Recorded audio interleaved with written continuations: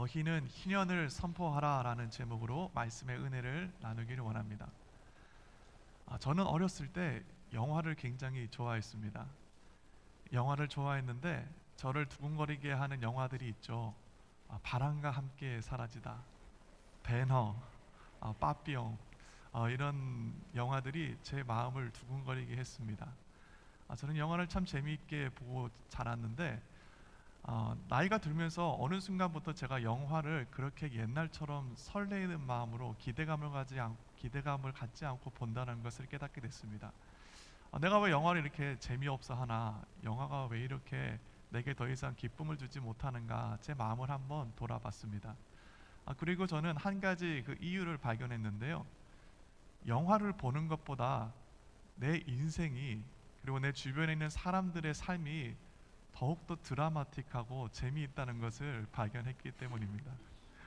여러분의 삶을 한번 돌아보십시오. 여러분의 인생의 이야기를 여러분 다시 한번 돌아보십시오. 얼마나 드라마틱합니까?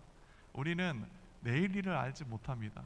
그렇기 때문에 더욱더 우리의 삶이 기쁘고 즐거운 것 같습니다. 한 치 앞도 알지 못하는 우리 인생, 또 우리의 삶을 돌아보면 참 많은 사건과 사고들이 있었죠. 그 사고들 가운데서 우리는 여러 가지 감정들이 뒤섞이며 우리의 마음속에 있는 것을 또한 보게 됩니다. 성경 속에 있는 인물도 마찬가지입니다. 그들의 삶도 우리와 똑같았습니다. 우리와 다르지 않습니다. 지금은 우리가 성경 속에 있는 인물들의 이야기를 마치 드라마처럼 영화처럼 읽고 있을지 모르겠지만 그들의 삶도 우리와 사실은 똑같았다라는 겁니다. 여러 가지 사건과 또 사고들이 있었지만 그 가운데 그들은 그 모든 일들을 이겨내고 하나님과 함께 승리하는 삶을 살았기 때문이죠. 그 가운데 한 인물만 한번 보겠습니다. 그의 삶은 굉장히 쉽지 않았습니다. 여러 가지 어려움이 있었고요. 죽을 위기에 참 많이 처해 있었습니다. 근데 그때마다 하나님께서 그의 삶을 찾아오셔서 그를 그 위기로부터, 목숨을 잃을 수 있는 정말 절망적인 상황으로부터 그를 건져내셨죠.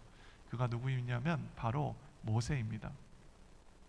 모세는 이집트의 왕자였지만 이집트 왕위에서 쫓겨나고 또 광야에서 목동으로 살다가 하나님이 80세에 그를 부르시고 이스라엘 민족들을 출애굽시키는 그 놀라운 사역 가운데 그의 삶을 사용하셨습니다. 그의 삶이 쉽지 않았죠. 그리고 그가 여러 가지 말씀들을 성경책에 기록하였습니다. 그런데 제가 성경책을 읽다가 모세가 이야기하는 그 말 가운데 저의 시선을 끌었던 한 가지 표현이 있어서 여러분들과 함께 나누기를 원합니다. 그것은 바로 신명기 1장 19절 말씀인데요. 한번 같이 읽어보겠습니다. 시작. 우리 하나님 여호와께서 우리에게 명령하신 대로 우리가 호렙산을 떠나 너희가 보았던 그 크고 두려운 광야를 지나 아모리 족속의 산지길로 가데스 바냐에 이른 때에. 아멘. 신명기는 이제 모세가 약속의 땅을 앞에 두고 다시 그 땅에 들어갈 다음 세대들 가운데 하나님의 언약을, 하나님의 말씀을 가르치고 있는 말씀입니다. 모세가 자신의 인생 말년에 이제 그의 삶을 돌아보면서 이야기하고 있는 것입니다.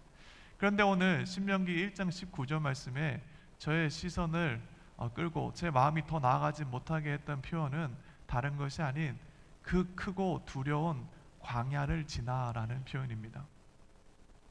우리는 모세를 생각할 때 모세는 강하고 담대한 사람처럼 여겨지죠.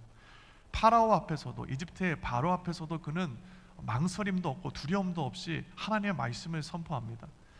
그리고 이스라엘 백성들이 그를 돌을 치고 죽이려고 할 때도 그는 꿈쩍도 하지 않습니다.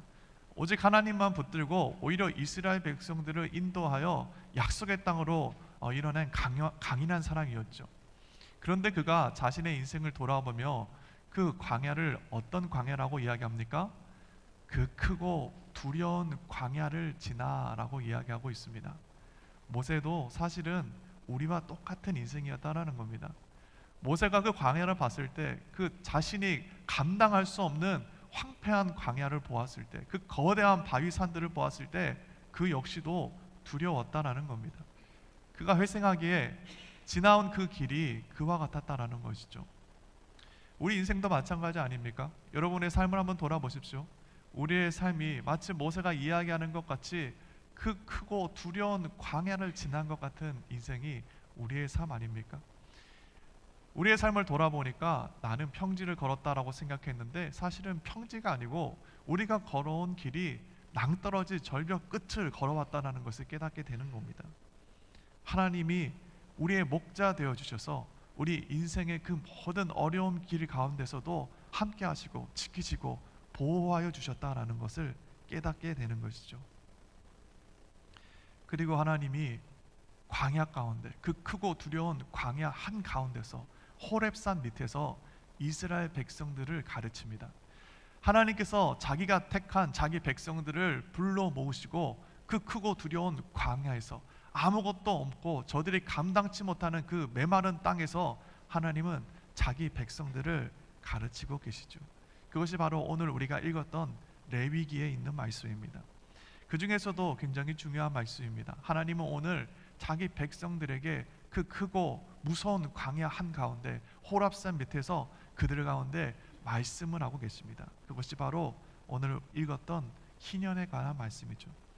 오늘 하나님께서 이스라엘 백성들 가운데 가르치는 이 희년에 하나님께서 자기 백성을 회복하시고 하나님께서 자기 백성을 자유케 하실 거라는 이 선포를 이야기하는 희년에 대한 말씀을 통해서 저와 여러분의 삶이 어떻게 해야 우리의 삶이 이 희년의 참된 자유를 누리는 삶을 살 수 있는지, 어떻게 해야 이 희년의 기쁨을 누리는 삶을 살아갈 수 있는지 말씀 가운데 지혜를 얻는 저와 여러분의 삶이 되길 간절히 바랍니다. 그렇다면 희년을 통해 우리는 어떻게 해야 하나님이 주시는 참된 기쁨과 회복을 누릴 수 있을까요? 우리가 기억해야 될 첫 번째, 함께 읽어보겠습니다. 시작. 너희는 희년을 거룩하게 하라. 어떻게 하라고요? 희년을 거룩하게 하라 말씀하고 있습니다. 이 희년은요, 유대인들에게 있어서 궁극적인 축제 시기입니다. 경제적인 자유와 영적인 자유가 선포되는 시기이고, 하나님께서 해방을 온 세상 가운데 선포하라 친히 그의 백성들 가운데 말씀하신 해이기 때문입니다. 6년이 지나고 7년째면은 안식년이죠. 7년째는 안식을 취하라 주님 명령하셨습니다. 그리고 그 안식년이 7번 지나고 49년이 지난 그 다음이 바로 희년 50년째가 되는 날입니다. 그렇게 오늘 하나님께서는 그 희년에 대해서 다음과 같이 이야기합니다. 10절 말씀인데 함께 읽어보겠습니다. 시작. 너희는 50년째 해를 거룩하게 하여 그 땅에 있는 모든 주민을 위하여 자유를 공포하라. 이 해는 너희에게 희년이니 너희는 각각 자기의 소유지로 돌아가며 각각 자기의 가족에게로 돌아갈지니라. 아멘. 너희는 50년째 해를 어떻게 하라 말씀하고 있습니까? 거룩하게 하라 말씀하고 있습니다. 희년에는요, 노예가 해방되는 날입니다. 노예로 살다가도 그 희년이 되는 때에는 그가 노예로부터 벗어나는 해입니다. 그가 빼앗았던 땅이 있으면, 빼앗겼던 땅이 있으면 그 땅 역시도 되찾게 되는 날이 바로 이 희년이라는 것입니다. 그렇기 때문에 이 희년에는요, 하나님께서 모든 백성들 가운데 다시 한번 회복과 자유를 선포하라고 말씀하고 있는 것이죠. 저는 이 희년에 선포되는 그 자유 가운데 이스라엘 백성들이 누리는 기쁨이 어떠했을까 한번 상상해 보았습니다. 그들이 누렸던 그 자유, 그들이 누렸던 그 회복의 기쁨, 이것이 얼마나 컸을까 한번 상상해 보았습니다. 제가 어렸을 때요, 강아지 한 마리를 키웠습니다. 그 강아지는 이름이 오돌이였습니다. 왜 오돌인지 아십니까? 5번째 태어난 수컷 강아지였기 때문입니다. 그 당시에는 그랬습니다. 강아지를 집에 들이지 않고요, 그냥 마당에만 묶어놓고 키웠습니다. 제가 오돌이 집을 지나갈 때면은요, 항상 강아지는 저에게 꼬리를 흔들었습니다. 가끔은 제가 그 강아지의 목에 목줄을 풀어주면은요, 그 강아지는 정말 집 사방팔방을 뛰어다녔습니다. 침대며 식당이며 정말 부지런히 다니면서 자신의 발자국을 남겼습니다. 저는 오늘 희년에 하나님께서 이스라엘 백성들 가운데 너희에게 자유가 있을 것이다, 너희에게 회복이 있을 것이다 라고 선포하는 그 선포 가운데 이스라엘이 누렸던 그 기쁨이 마치 제가 옛날 키우던 그 강아지가 누렸던 기쁨과 같지 않을까 한번 상상도 해보았습니다. 사실 강아지가 누리는 자유와는 비교할 수 없죠. 하나님께서 우리 가운데 허락하시는 그 자유와 회복은 우리가 죄와 사망으로부터 죽을 수밖에 없었던 인생이었는데 하나님께서 그것으로부터 우리를 자유케 하신 것이기 때문입니다. 하나님은요, 이 희년을 거룩하게 하라 말씀합니다. 그리고 우리의 삶에 그러한 회복과 자유가 있을 것이다, 기쁨이 있을 것이다 말씀하죠. 그렇다면 한 가지 질문이 떠오릅니다. 하나님께서 이 희년을 거룩하게 하라 말씀하셨는데 도대체 이 희년을 어떻게 해야 거룩하게 하느냐라는 질문이 떠오릅니다. 그렇다면 여러분, 어떻게 하면 이 희년을 거룩하게 할 수 있습니까? 사실 희년을 거룩하게 하는 방법은 모든 것들이 거룩해지는 것과 동일한 방법입니다. 어떻게 해야 우리가 희년을 거룩하게 합니까? 어떻게 해야 우리가 하나님의 기물을, 제사 드리는 기물을 거룩하게 합니까? 어떻게 해야 우리가 우리 인생을 하나님께 거룩한 삶으로 살아갈 수 있습니까? 거룩하게 된다라는 것은 오직 한 가지 방법밖에 없습니다. 거룩하게 되기 위해서는 그 모든 것을 온전히 거룩하신 하나님께 드려 하나님의 소유로 만드는 것이죠. 희년 역시 마찬가지입니다. 희년을 어떻게 하면 우리는 거룩하게 할 수 있습니까? 우리가 거룩하게 할 수 있는 희년은 우리의 삶에 이 희년의 때 다시 한번 하나님께 온전히 내어 맡기는 시간으로 우리의 삶과 우리의 시간을 온전히 내어 드릴 때 비로소 거룩하신 하나님 품에서 이 희년이 거룩하게 될 수 있다라는 겁니다. 오늘 11절 말씀인데 우리 한번 같이 읽어보겠습니다. 시작. 그 50년째 해는 너희의 희년이니 너희는 파종하지 말며 스스로 난 것을 거두지 말며 가꾸지 아니한 포도를 거두지 말라. 아멘. 그 해의 곡물은 온전히 하나님께 드려라 라고 이야기하고 있습니다. 너희가 너희 곡식 창고로 들이지 말고 너희 밭에서 난, 너희 논에서 난 곡식들도 그저 두라 이야기합니다. 왜 그렇습니까? 그것이 하나님의 것이다 라고 주님께서 이야기하고 있죠. 그 모든 것을 온전히 하나님의 것임을 인정하라 말씀하고 있습니다. 다시 말해 저들의 삶에 누리고 있는 것, 저들이 가지고 있는 그 모든 것들이 하나님 손으로부터 왔음을 인정하여 주님께 온전히 드리라는 것입니다. 언제 이러한 일이 있을 것이다 말씀하고 있는 겁니까? 바로 희년의 때에 하나님께서 다시 한번 이와 같은 일을 우리 삶 가운데 행하라 말씀하고 있는 것입니다. 광야에 있을 때 이스라엘 백성들은요, 정말 아무것도 가진 것이 없었습니다. 그들은 곡식을 일굴 수 있는 밭도 없었고요, 쟁기도 없었습니다. 아무것도 없었죠.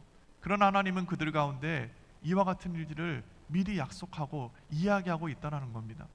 사람은요, 아무것도 없을 때는 아멘 합니다. 하나님, 제가 그렇게 하겠습니다라고 주님 앞에 고백합니다. 그러나 내가 가진 것들이 하나 둘 늘어나게 되면, 내 곡식 창고에 곡식들이 조금씩 차게 되면 우리는 하나님께 처음 내가 주님께 모든 것을 드리겠습니다라고 했던 그 고백을 잊어버리고 하나님이 우리에게 주신 것들 가운데 매여서 그것만 바라보는 인생을 살게 된다는 겁니다. 그렇게 하나님께서는 50년이 되는 이 희년에는 다시 한번 너희가 아무것도 가진 것이 없어서 하나님 앞에 아멘으로 내 모든 것을 주님께 드립니다라고 했던 그 처음의 자리, 그 가난했던 심령의 자리를 다시 한번 우리의 삶 가운데 회복하라는 것입니다. 아무것도 없는 광야에서, 먹을 것도 없는 광야에서 나를 먹이시는 주님만을 바라보며 하루하루를 살아갔던 바로 그때의 그 마음을, 그 사람을 우리의 신앙 가운데 회복하라는 것입니다. 다시 한번 하나님을 목자 삼아서, 선한 목자 삼아서 주님만을 쫓아 나아가는 인생이 되라 주님 말씀하고 있다는 것이죠. 하나님은요, 언제나 우리의 선한 목자이셨습니다. 근데 문제는 우리가 그 하나님을 잊고 살아가며 하나님이 우리에게 주시는 그 먹이만을 쫓아 살아가며 때로는 하나님을 잃어버리는 삶을 살아갈 때가 있었다는 겁니다. 희년에는 다시 한번 하나님의 하나님 되심이, 하나님이 우리의 삶의 목자 되심이, 하나님이 우리의 왕 되시고 우리의 주인 되심이 회복되는 해라는 것입니다. 그런데 우리의 삶에 하나님을 주인 삼는다라는 것 사실 쉬운 일이 아닙니다. 오늘 희년에 대한 하나님의 명령을 다시 한번 생각해 보십시오. 내가 데리고 있었던 노예도 희년에는 놓아주어야 합니다. 내가 가지고 있었던 땅도, 내가 누리던 그 모든 밭과 논도 희년의 때에는 원래 주인에게로 돌려줘야만 합니다. 만약 여러분이 희년의 때 이와 같은 일을 하나님께서 명령하셨다면 여러분은 이 일을 하는 것이 쉬울 것 같습니까? 결코 쉽지 않죠. 아니, 내가 돈을 주고 산 노예입니다. 내가 값을 치르고 얻은 땅입니다. 그런데 그것을 다시 희년의 때에 돌려줘야 한다니 쉽지 않은 일이라는 것입니다. 하나님을 주인 삼는다라는 것, 사실은 하나님께서 내게 모든 것을 주셨다는 것을 인정하는 것은 굉장히 어려운 일이라는 겁니다. 내가 누리는 모든 것, 내가 가지고 있는 모든 것을 하나님께 온전히 드리라 하는데, 그렇다면 우리는 어떻게 해야 이 희년의 때 내가 가진 모든 것을 다시 한번 놓아주고 풀어주며 돌려줄 수 있느냐, 하나님께 드릴 수 있느냐라는 질문을 한번 우리는 해봐야겠죠. 우리는 그럼 어떻게 하면 하나님의 주인 되심을 인정하고 내가 가진 것을 다시 한번 온전히 주님께 내어 맡기는 삶을 살아갈 수 있을까? 어떻게 해야 희년이 진정 내게 기쁨이 되는 날이 될 수 있을까? 우리는 한번 생각해 봐야 한다라는 겁니다. 제가 목회를 처음 결단할 때 이를 여러분과 좀 나누기를 원합니다. 하나님께서 제게 말씀하십니다. 너는 사람을 닦는 어부가 되라 말씀하십니다. 그 말씀을 들으니 기쁘지 않았습니다. 하나님, 제가 어찌 사람을 낚는 어부가 됩니까? 저는 그러한 일은 할 수 없습니다. 두려움과 염려의 마음이 제 마음속에 있었죠. 그런데 그 당시에 제가 하나님 말씀에 하지 못하겠습니다라고 고백했던 그 고백 가운데 제 마음을 들여다보면 솔직히 저는 제 인생을 하나님께 드리는 것이 마치 큰 희생을 치르는 것과 같다라는, 내가 포기해야 될 것이 너무 많다라는 생각이 있었음을 발견하게 됩니다. 마치 오늘 희년 속에 하나님께서 너희에게 준 그 모든 노예를 풀어주고 너희에게 있는 그 모든 논과 밭을 다시 본래 주인에게 돌려주어라 라고 말씀하시는 이 하나님의 명령 앞에 주저하는 이스라엘 백성들과 같은 마음이 제 마음속에도 있었다라는 겁니다. 하나님, 꼭 그렇게 다 가져가셔야만 하겠습니까? 하나님, 진짜 내가 하나님께 내 삶을 드리는 삶으로 살아가야 하겠습니까? 라는 마음이 제 마음속에 주저함으로 있었다라는 겁니다. 그런데요, 그때 제게 하나님께서 깨닫게 하신 것이 한 가지 있습니다. 하나님이 제게 알고 있었던 지혜를 다시 한번 깨닫게 하는 것이 있었습니다. 그것은 제 인생이 사실은 공짜로 받아 은혜로 살아가는 인생이라는 것을 하나님께서 깨닫게 하셨습니다. 제가 어렸을 때요, 사실 저는 죽을 수밖에 없었습니다. 여기 앞에 서 있는 저는 사실 이 세상에서 있어서는 안 되는 사람입니다. 왜냐하면 저희 어머니가 저를 임신하였을 때 갑자기 고열이 나고 복통이 있어서 병원에 갔다고 합니다. 응급실에 들어갔더니 의사가 이야기하기를 자궁에 염증이 가득 차서 혹이 있어서 자궁벽을 긁어내야만 한다라고 이야기했답니다. 그렇기 때문에 산모를 살리느냐 아이를 살리느냐 둘 중에 하나를 선택하라고 저희 아버지에게 이야기했다고 합니다. 그래서 당연히 저희 아버지는 산모를 살리는 길을 선택했죠. 아이는 또 가질 수 있으니 저희는 산모를 살리겠습니다 라고 결정을 했고, 결국 자궁에 있는 벽을 다 긁어냈다고 합니다. 그런데요, 어머니가 이제 회복하고 조금씩 몸을 추스리기 시작하는데 놀라운 것이 한 가지 있었습니다. 그것은 없어졌어야 할 아기가 그 자궁 안에 여전히 붙어서 자라나고 있었다는 것입니다. 그게 바로 저입니다. 죽을 수밖에 없었던 인생이 하나님께서 살려주셔서 지금 무럭무럭 자라나서 이와 같이 여러분들 앞에 하나님 말씀을 전하고 있다라는 겁니다. 여러분, 제 인생이 공짜로 받은 인생이라는 겁니다. 저는 제 건 줄 알았습니다. 제가 열심히 살았고 제가 나름대로 지혜를 가지고 경험을 가지고 제 인생을 쌓아왔다고 생각했습니다. 그런데 그렇지 않았습니다. 하나님이 제게 깨닫게 하시는 것은, 준서가 너는 처음부터 공짜로 살아가는 인생이야. 준서가 너는 처음부터 은혜로 살아가는 인생이야. 하나님이 제게 깨닫게 해주셨다는 겁니다.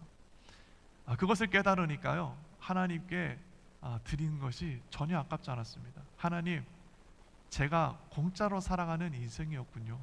하나님, 원래 내가 이 세상에서 살아갈 수 없는 인생이었는데 주님께서 나를 지키시고 이 세상에서 살게끔 하셨군요. 이러한 고백이 내 입술 가운데, 내 마음 가운데 회복이 되니 하나님께 온전히 드릴 수 있었습니다. 오늘 희년도 마찬가지입니다. 하나님은 우리에게 이 희년을 거룩하게 하라 말씀합니다. 하나님은 이 희년 가운데 너희가 가진 모든 소유를 다시 한번 자유케 하고 돌려주라 이야기합니다. 어쩌면 우리가 이 희년의 가운데 다시 한번 내가 가진 그 모든 것을 돌려주고 하나님의 하나님 되심을 인정하며 하나님께 온전히 내어 맡기는 삶을 살 수 있습니까?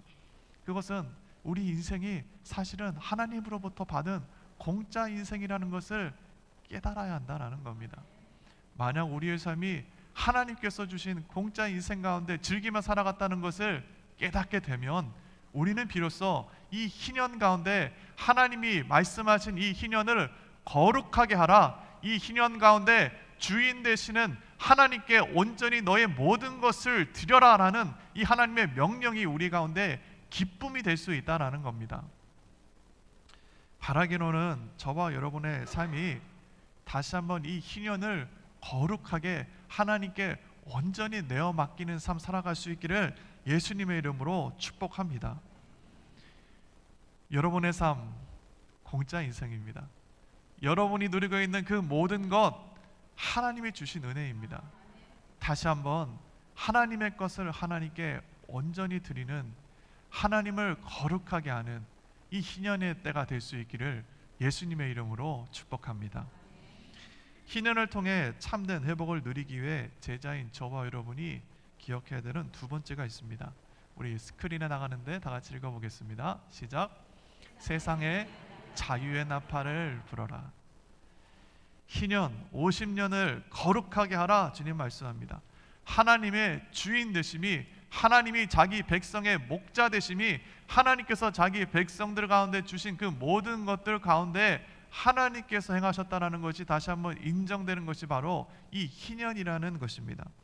그런데요, 오늘 하나님께서는 이 희년 가운데 그 기쁨을 너 혼자만 가지고 골방에 있으라고 말씀하지 않습니다. 오늘 10절 말씀인데 한번 같이 읽어보겠습니다. 시작. 너희는 50년째 해를 거룩하게 하여 그 땅에 있는 모든 주민을 위하여 자유를 공포하라. 이 해는 너희에게 희년이니 너희는 각각 자기의 소유지로 돌아가며 각각 자기의 가족에게로 돌아갈지며. 아멘. 그 땅에 있는 모든 주민을 위하여 자유를 공포하라 말씀합니다. 외치라 말씀하고 있습니다. 선포하라 말씀하고 계시죠. 그렇기 때문에 9절 말씀에서는 다음과 같이 이야기합니다. 일곱째 달 열흘날은 속죄일이니 너는 뿔나팔 소리를 내되 전국에서 뿔나팔을 크게 불지며 이야기합니다. 무엇을 불라 이야기합니까? 뿔나팔을 불어라 이야기하고 있습니다. 어디서 불어라? 전국에서 불어라 이야기합니다. 어떻게 불어라? 크게 불어라 말씀하고 계시죠. 희년이라는 말은 요벨이라는 단어인데 이 요벨은 순양의 뿔을 이야기합니다. 이 뿔나팔의 그 소리가 울려 퍼지는 그때 그 기쁨 가운데 바로 이 희년이 선포된다라는 것입니다. 제가 예전에 한번 이 산양 뿔로 만들어진 나팔을 한번 불어본 적이 있습니다. 혹시 불어본 적 있으십니까? 생각보다 쉽지 않습니다. 소리가 나지 않습니다. 나중에 안 건데 이 뿔나팔을 불기 위해서는 굉장히 큰 호흡이 필요하다는 것을 알게 됐습니다. 트럼본이나 트럼펫 같은 관악기를 연주하는 사람들에게 있어서 첫날 가면은 하는 연습이 있다고 합니다. 어떤 걸 연습할까요? 도레미파솔라시도를 배우는 것이 아니라 관악기를 연주하는 사람들이 첫날 가서 연습할 때 배우는 것은 호흡법에 대해서 배운다고 합니다. 복식호흡, 또 악기를 어떻게 하면 그 음을 일정한 음으로 낼 수 있는지 호흡법을 먼저 배운다고 합니다. 나팔을 분다라는 것이 마치 그와 같습니다. 나팔을 불 때는요 아무나 불지 못합니다. 나팔을 분다는 것은 그 안에, 그 폐 안에 호흡이 충만하게 있어야 나팔을 불 수 있는 것입니다. 그래야 비로소 나팔이 큰 소리를 내는 겁니다. 하나님께서 자기 백성들 가운데 희년에는 이 뿔나팔을 불고 사방 가운데 하나님의 희년이 왔음을, 하나님의 회복과 자유가 왔음을 나팔을 불라 이야기합니다. 다시 말해 이 나팔을 불라는 것은요, 우리 안에 하나님의 호흡을 가득 채우라는 것입니다.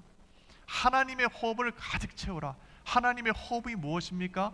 그것은 바로 하나님의 영, 성령님이시죠. 성령님이 우리 가운데 충만하여져서 그 충만함으로 우리의 삶 가운데 하나님의 희년을 나팔 보고 외치라는 것입니다. 성경에서는요, 끊임없이 우리에게 성령의 충만함을 받으라고 이야기합니다. 성령을 받되 그냥 적당히 받으라고 이야기하지 않습니다. 성령의 충만함을 받으라 주님 말씀하고 계시죠. 그렇다면 성령의 충만함을 받는다는 것은 도대체 무엇인가? 성령의 충만함을 받는다는 것이 도대체 내 삶에 어떤 의미가 있는가라는 생각이 들지 모르겠습니다. 여러분, 성령의 충만함을 받으면 한 가지 특징적인 우리의 삶의 모습이 나타나게 됩니다. 그것은요, 성령의 충만함으로 예수 그리스도의 하나님 되심과 예수 그리스도가 나를 얼마만큼 사랑하시는지를 깨닫게 되는 것이죠. 우리가 지난번에 읽었던 에베소서 말씀도 보십시오. 지식에 넘치는 그리스도의 사랑을 알고, 지식에 넘치는 이라고 이야기합니다. 지식이 적당하게 너희가 알라 이야기하지 않습니다. 지식에 넘치는 그리스도의 사랑을 알아라 말씀하고 계시죠. 그 너비와 길이와 높이와 깊이가 어떠함을 깨달아 하나님의 모든 충만하신 것으로 너희에게 충만하시기를 원하노라. 어떻게 하라 말씀합니까? 너희 안에 충만하라는 겁니다. 성령이 우리 가운데 임하면요, 하나님 나 사랑하시지, 이게 아닙니다. 하나님 진실로 나를 사랑하시는구나 깨닫게 된다는 겁니다. 그리고 너희에게 그 하나님의 놀라우신 사랑과 하나님의 놀라우신 위대하심과 전능하심을 깨달아 알아. 너희 안에 하나님의 영이 충만하면 우리의 뿔나팔이 세상 가운데 울려 퍼진다라는 것입니다. 하나님은 우리에게 무엇하라고 말씀합니까? 이 나팔을 불라는 겁니다. 그럼 나팔을 어떻게 해서 불 수 있습니까? 나팔은 하나님의 영으로 우리의 안이 충만하게 채워지면 우리의 삶이 비로소 하나님께서 이 땅 가운데 행하시는 그 희년의 기쁨의 나팔을 온 세상 가운데 불게 된다라는 겁니다. 누가복음 4장 18절 말씀입니다. 우리 한번 같이 읽어보겠습니다. 시작. 주의 성령이 내게 임하셨으니 이는 가난한 자에게 복음을 전하게 하시려고 내게 기름을 부으시고 나를 보내사 포로된 자에게 자유를, 눈먼 자에게 다시 보게 함을 전파하며 눌린 자에게 자유케 하고. 아멘. 예수님께서 선포하십니다. 예수님 뭐라고 말씀하십니까?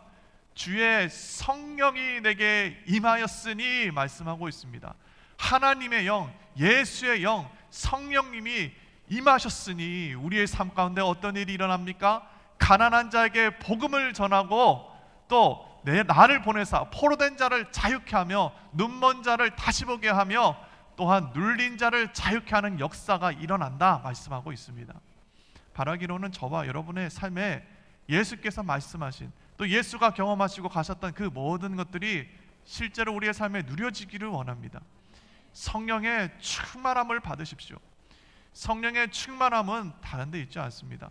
성령의 충만함은 예수님께서 실제로 하나님 되시며 예수께서 우리의 삶을 사랑하시되 자기 생명도 아끼지 않을 만큼 우리를 사랑하시는 그 사랑에 누려지는 것이 바로 성령의 충만함입니다. 그 성령의 충만함에 누려질 때 우리의 삶은 하나님께서 말씀하신 이 세상 가운데 희년을 선포하라, 너희는 자유를 선포하라, 너희는 회복을 선포하라 말씀하신 이 명령 가운데 우리의 삶이 쓰임받게 된다라는 겁니다. 누가복음 4장 19절 말씀이죠. 함께 읽겠습니다. 시작. 주의 은혜의 해를 전파하게 하려 하심이라 하였더라. 무엇을 전파하게 한다 말씀합니까? 주의 은혜의 해를 전파하게 한다 말씀합니다. 그리고 하나님이 저와 여러분을 그렇게 쓰시겠다 말씀하고 계시죠. 우리 교회는요, 올해 앞서 말씀드렸던 것처럼 50주년입니다. 희년입니다. 하나님은요, 이 희년의 때를 거룩하게 하라 말씀합니다. 다시 한번 하나님께서 우리의 삶의 목자 되심이, 하나님이 우리의 삶의 주인 되심이, 내가 누리고 있는 이 모든 것들이 사실은 하나님으로부터 받은 은혜임을 고백하여 주님께 온전히 드리는 한 해 될 수 있기를 바랍니다.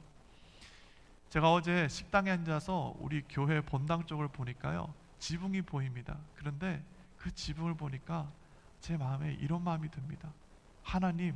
하나님께서 이 교회를 세우시고 지키셨군요 라는 고백이 제 입술 가운데 고백되어졌습니다. 여러분, 하나님이 이 교회를 세우셨고 하나님이 이 교회를 지키셨으며, 또한 하나님께서 이 교회를 통해서 다시 한번 이 땅을 회복시키고 다시 한번 이 땅의 자유를 선포하게 할 것입니다. 다시 한번 죽은 자들이 깨어나고 쓰러진 자들이 일어나며 하나님의 그 놀라우신 구원의 감격 가운데 예배하는 삶이 바로 우리 교회를 통해서, 여러분의 삶을 통해서 이 땅 가운데 이루어질 것입니다. 저는 올 한 해 우리 모두의 삶에 다시 한번 하나님께서 명령하신 희년을 거룩하게 하고 너는 이 희년 가운데 나팔을 불어 하나님의 온전케 하심이, 하나님의 자유와 회복하심이 이 세상 가운데 성취됨을 이야기하라, 선포하라 하시는 이 말씀이 우리의 삶 가운데도 이루어질 줄로 믿습니다. 바라기로는 저와 여러분의 삶이 다시 한번 하나님만을 붙잡고 주님만을 예배하고 따라감으로 이 희년의 기쁨을 누리는 저와 여러분의 삶이 될 수 있기를 예수님의 이름으로 축복합니다. 기도하시겠습니다.